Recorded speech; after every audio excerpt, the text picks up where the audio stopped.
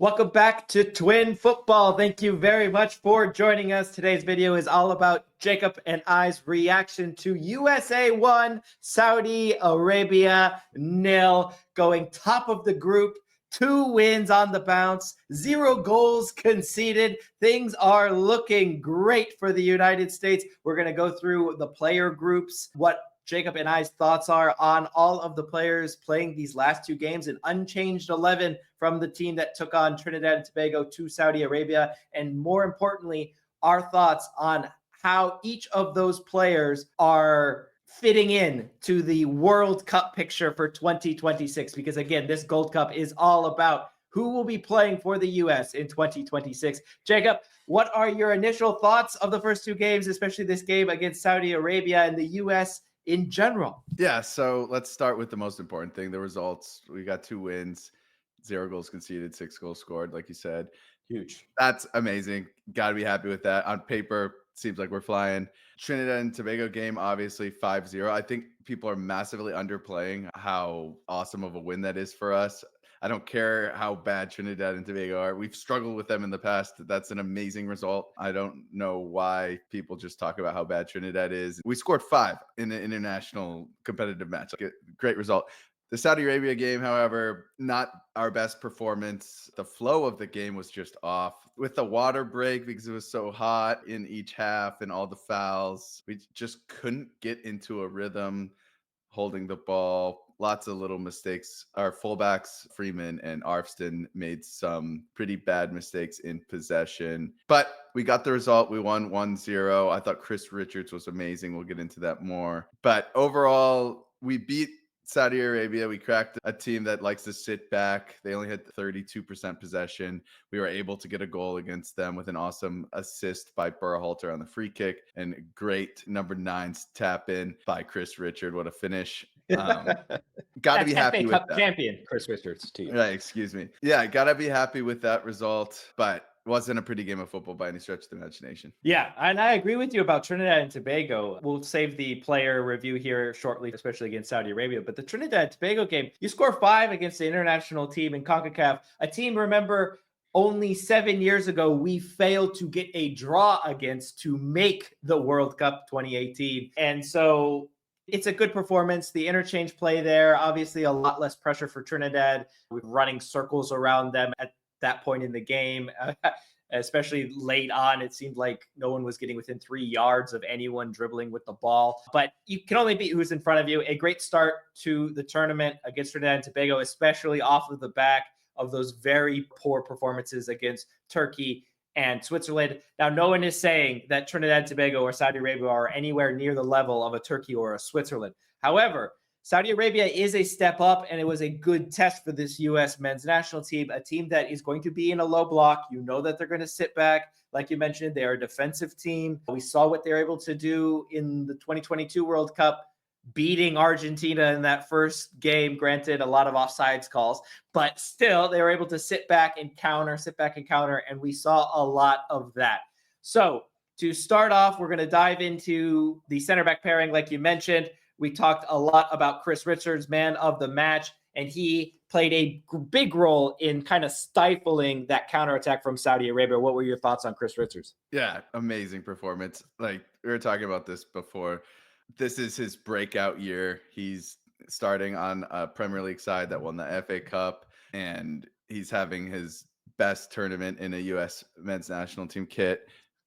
Great game. He had the best defensive play of the game and also the best offensive play of the game. You don't see that very often. Maybe like Sergio Ramos type double threat. He's got a ability to score goals and he's great on defense.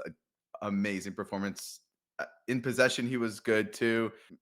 I don't think he put a foot wrong the whole game. He was great. And alongside Tim Ream, I still love Tim Ream. He is 37 now. He'll be 38 for the World Cup. We thought there was no chance he would be in this position. Even in Copa America last year, still playing. Back in 2022, we thought we for sure needed to fill both these center back spots. We got Chris Richards to come in. I don't know. I'm just being optimistic. I think Tim Ream could play next year. You know, he's still looking good. He had a good game yesterday. He's a center back that doesn't rely on pace as much as some other ones. He is a more positional center back. He doesn't get himself caught out. He knows he doesn't have as much pace as some of the number 9, so he'll sit back and give them a little bit more room. And he's great in possession. He's our captain, 17 matches captaining the U.S. men's national team. I love this pairing, and it's probably our strongest part of our squad right now in this Gold Cup.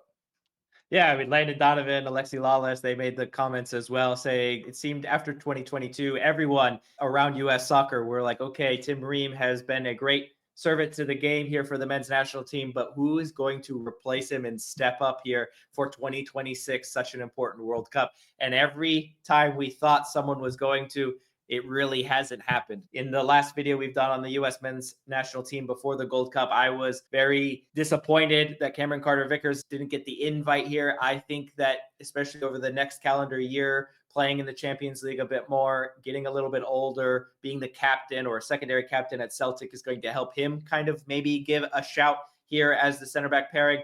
But like you mentioned, Tim Ream, he's getting up in age, but he's not one that needs pace for the way he plays. We've seen, you mentioned Sergio Ramos playing in the Club World Cup at 40 years old for Monterrey. Thiago Silva playing in the yeah.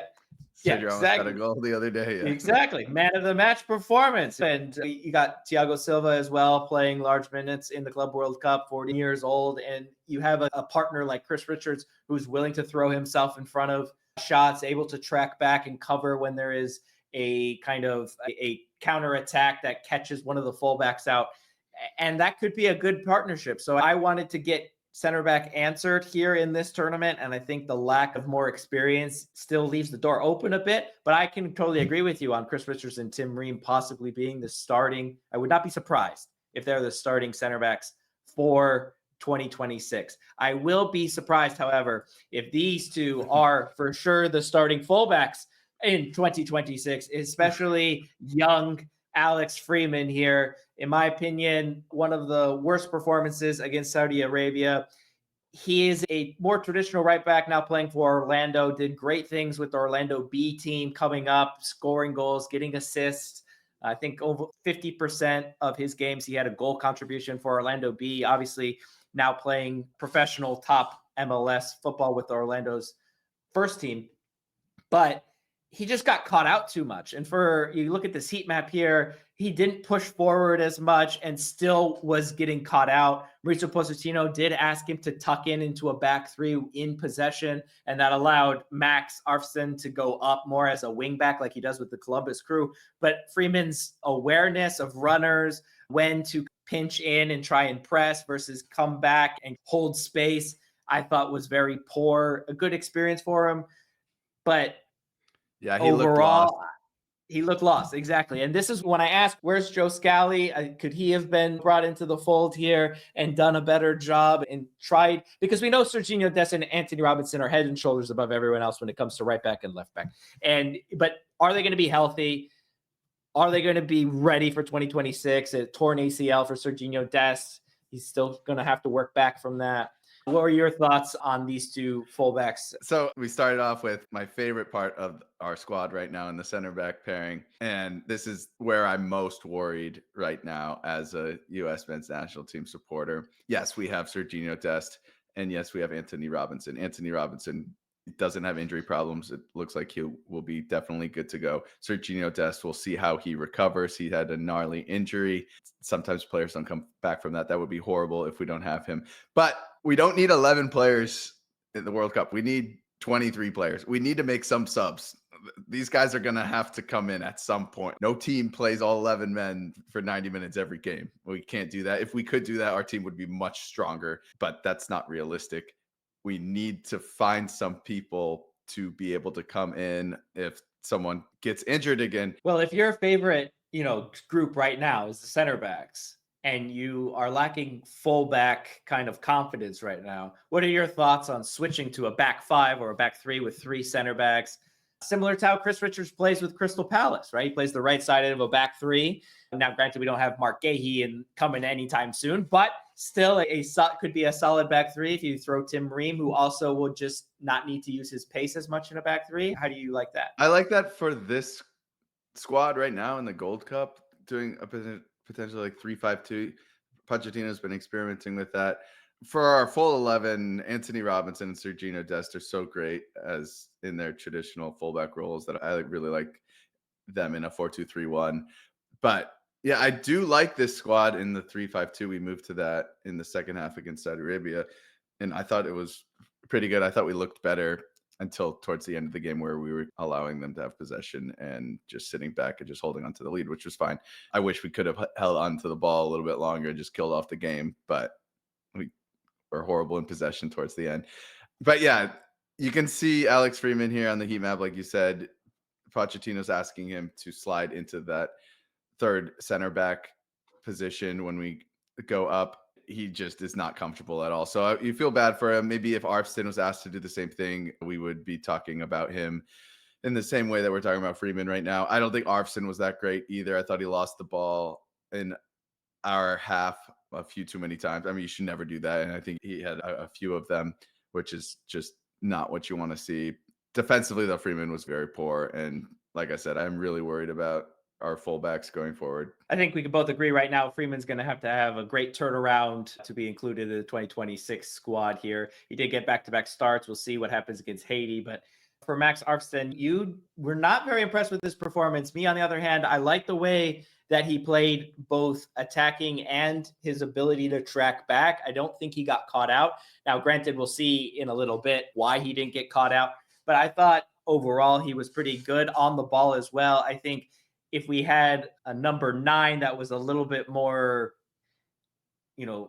anticipated some balls a little bit more, I think Arfston should have gotten an assist in this game. The balls he flashed across the top of the 6, I think were fantastic. It's just nobody was there making a run to try and get on the end of it. And it basically just goes as a loss of possession, even though really it should have been a great key opportunity for us.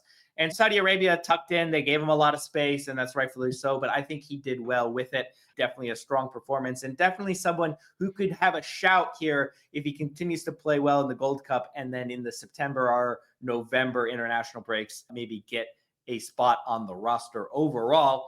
But let's go move on to the midfield here, which, we know the midfield 3 that we all want to see, and they're all really not here. Tyler Adams got a little bit of minutes against Saudi Arabia, but he's battling an ankle injury, and so we'll see how much use he gets as we move through this tournament. But him, Musa, and McKennie, right? Those three are the 3 that we want to see. We have to see. They worked well together. They've played in 2022. They've played in the major games. They play for major club teams. Those are the 3. So the question here is, De La Torre, Luna, and Berhalter got the starts against Trinidad and Tobago and Saudi Arabia, unchanged midfield 3 here. Which one or of any of these do you think has a shot here to make the roster overall for 2026? Just the roster. Unless you think one's going to start. You think one can take any of those 3 out here? I know Musa kind of pulled himself out. But no chance. Tyler Adams hasn't proven that he can stay healthy, though, so maybe we'll have to play someone else. It's not going to be Johnny Cardosa, so yeah, it's not gonna happen. I sure hope not. Diego Luna has been great to watch. He works so hard. He's wearing the number 10 shirt, which I don't love him wearing Reserve. that, but he's been pretty solid and he works his ass off. So I could see him making the roster and being a backup to the 3 that we mentioned. Sebastian Berhalter is kind of like our Ward Prowse type player where he's good to have on the field because he's pretty deadly from set pieces. I thought his corners were amazing yesterday, and that free kick speaks for itself. What a perfect ball. So I would like personally Berhalter potentially to get a spot on this 2026 World Cup roster for that reason, coming on like, I don't know, in the 70th minute and just being a free kick threat, taking off some tired legs and giving him a chance to potentially take some free kicks towards the end of the game. I would like that. Luca De La Torre, I don't think we really need a player like him. We have creativity in the midfield already. He's a very creative player. I do like watching him play, but I don't think he adds that much. Like Diego Luna, workhorse, Sebastian Berhalter, free kick specialist, Luca De La Torre. Like, I'd rather have Gio Reyna than him personally. And so I think there's just better options for his type of play style. But I do like watching him play. He's a nice little crafty midfielder. One thing that hurts these three guys is the fact that they kind of have to play with each other to earn a spot. And you don't get someone like a Tyler Adams to help clean up. You don't get a McKinney to push forward or make those forward runs that you could thread balls through to, or a Musa that's going to drive and you can play combination play with. You don't get those great players to play off of or with when you're trying to show yourself. And all three of these, they combined for 4 tackles throughout the entire game against Saudi Arabia. And like you mentioned, we did have a lot of possession, but you can't be a center midfield 3 and have that kind of tackling. We saw the balls go down Freeman's side and he was kind of left stranded. I gave the praise here to Max Arfsten, but you can see clearly the center midfield 3 here predominantly were helping out on his side, trying to allow him to push forward and kind of fill in gaps when needed. But you got to have more of a ball winner. For example, Caicedo against Flamengo had the same amount of tackles by himself, right? He's the ball winner. He's the guy that Ecuador is going to rely on as they move to the World Cup. But you need that. We have that in Tyler Adams, and so it's kind Adams of a shame would have done that if he played. Adams would have done that. Yeah. He probably got as many tackles as these 3 combined, and he only played 5 minutes. But you got to have that, and it's kind of a shame that none of these guys get that. But I totally would agree with you when you look at Luna's work ethic. It's what I think we're used to as U.S. men's national team fans. We are used to going into matches being the underdog, the group of death, right, against Portugal, Germany, Ghana, right, advancing out of that. England, even in the last World Cup, we weren't supposed to necessarily get anything out of that game. Even in 2010, we weren't supposed to get anything against England either. We were able to get 2 points across those games. And that's just because of the heart and the energy that we brought to the game. And Luna brings that, and it reminds me of that. And so I'm happy that he can be part of the squad to bring that kind of energy. But overall, I agree with you. We're going to need those specialists to come in and bring something different than the midfield 3. Now, let's move on to further up the pitch here. My personal favorite over the last 2 games is Tillman. PSV midfielder, has been playing great in the Eredivisie champion as well. So we'll see what he can do the next year. But he, to me, is what I wanted from Brendan Aronson. I wanted Aronson to, as he was coming up over the last couple of years, he was a very technically gifted player for Leeds and obviously under Jesse Marsch. And he was able to run at people, take people on, make forward runs between the lines. And I just wanted him to give that extra bit of quality and kind of try and solidify his spot with the U.S. men's national team. And I don't think he's taken it. But Tillman right now is taking it for me. And I think he will definitely earn a spot in the 2026 roster and can provide something different with his forward runs, his ability on the ball, especially against these better back lines. Saudi Arabia plays well as a low block, but there's no Virgil van Dijk in there, right? So I like Tillman to be able to hold onto the ball, break some lines, and be part of that 2026 roster. The other 2, McGlynn, you mentioned a specialist in Berhalter. McGlynn's left foot is something special. It really what a goal is. Against Turkey.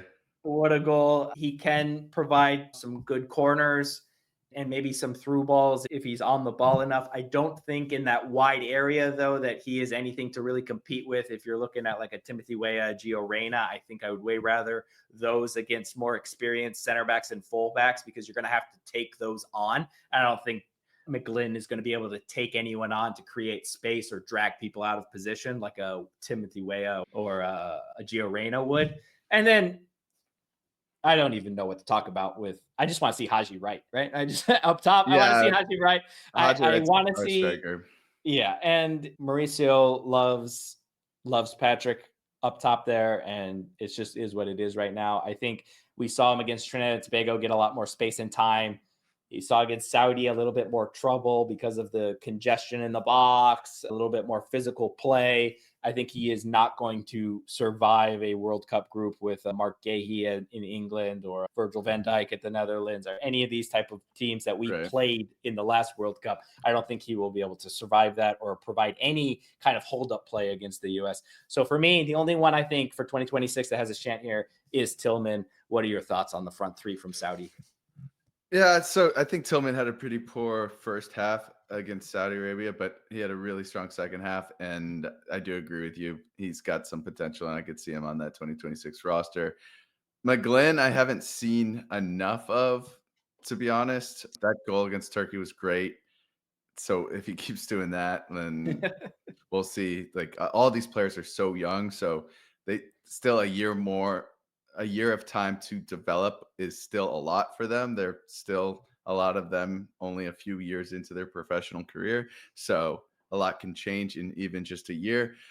I don't see McGlynn right now, though, with that, if nothing changes. Patrick Achimang has good hold up play against these lesser CONCACAF teams and center backs, and we can dump a long ball to him, and he's got a good first touch, and I've been impressed with that. Him in the final third, though, is really tough to watch, and I don't see him ever starting in the World Cup as our striker. He's started a lot of games for the U.S. men's national team as of late. I think that's mostly because Haji Wright isn't fully fit. I do see Ajiming having a place, though. Let's say it's 1-0 in the World Cup group stage game.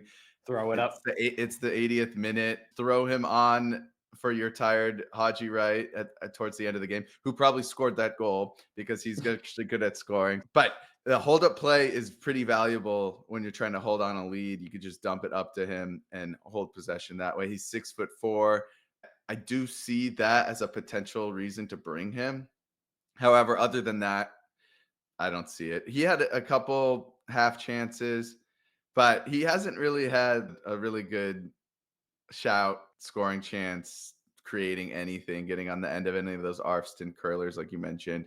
So, yeah, not impressed by him as of now, but he's doing well in the MLS. He's got some goals, but he's just international stages, another beast. Yeah, I'm going to be very intrigued to see what Mauricio Pochettino does after the Gold Cup in those first set of friendlies and the players are starting to come back into the fold, what he's going to bring, especially as a number 9.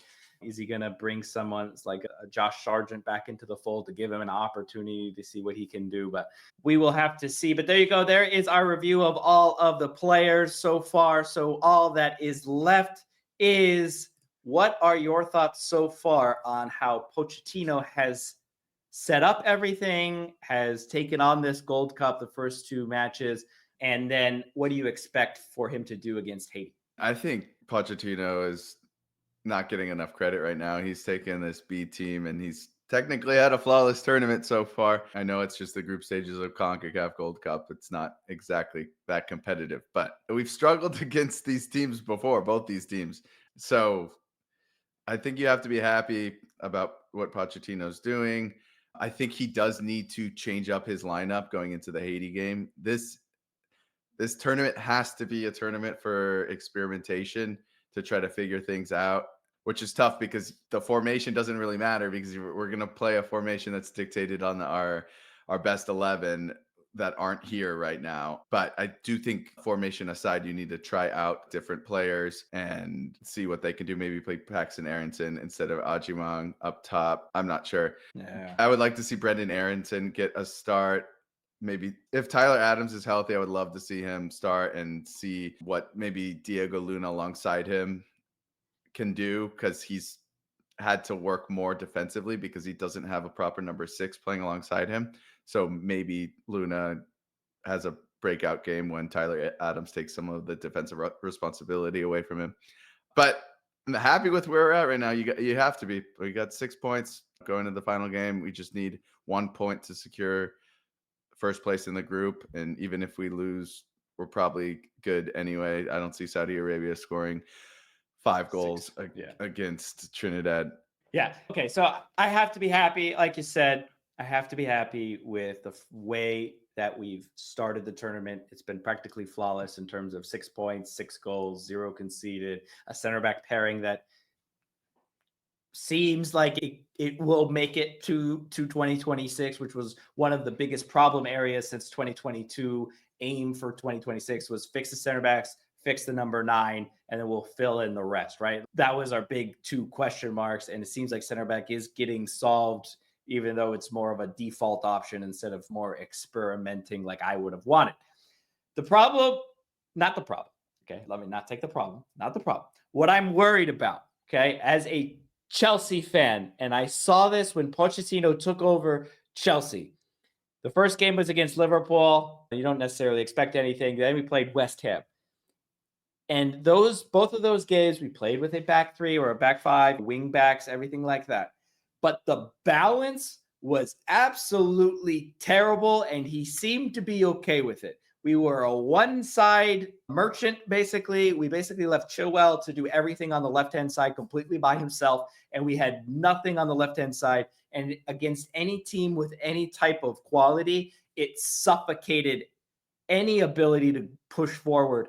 And I know there's a lot of players to come back into the lineup, and I know there's a lot of teams, and these teams have dictated a little bit more of our formation because we know Saudi's going to sit in a low block. We know Trinidad and Tobago aren't going to press you that very much, and you can get away with playing basically just a back two and pushing everybody up. And I understand that. So it is more of a worry, but I do not want to see all these players come back and the squad continue to look unbalanced. And I got a sense of that just going up and down the left-hand side. And maybe that is also why I think highly of Max Arfsten for his performance, because I felt like he was carrying a lot of the kind of attacking load by pushing down the left-hand side and getting crosses in predominantly the entire game, where the right-hand side lacked a little bit for me. Freeman got caught out a lot. There really wasn't much great things coming from the right-hand side. It seemed a little bit disjointed and unbalanced for me. And, was able to then because when he took over Chelsea, he did have injury concerns, which is similar to now because there were missing players. He then changed formations, a 4-2-3-1, and things got a little bit better. But we went a whole month of September under him where Chelsea scored 1 goal. And a lot of that has to do with the personnel that he chose and the inability to adjust and create a more balanced attack moving forward based on the way that he wanted to play. You wanted Freeman to tuck in. You were going to handcuff yourself on the right-hand side when you were going to pull your fullback into the midfield, especially against a team that likes to sit back in a low block. You're basically playing 3 center backs against a team that is sitting on top of their 18. And these are tactical decisions that I worry about from Mauricio Pochettino because I've seen them in the past not work. And in knockout football, if you are going to be ahead by 1-0 for 75 minutes of a game, especially near the later stages, the other team, eventually you're going to be where you concede. And that's what happened against Panama. We conceded late against Panama in multiple times over the last couple of years, and it's killed our competition. Knocked us out of the Nations League, knocked us out of the Copa America, because you don't control everything when you're unbalanced like that. And that is my only worry moving forward from the games that I've seen when we play better competition and the players start coming back. That's fair. Yeah, that's fair. Okay. Yeah, my little rant about Mauricio Pochettino, just because a little scarred, even though he did pick it up the second half of the season, but he needed time to do that. We don't have time because we do not have any time. Everything is about 2026. And so from now until then, remember one thing: enjoy the football.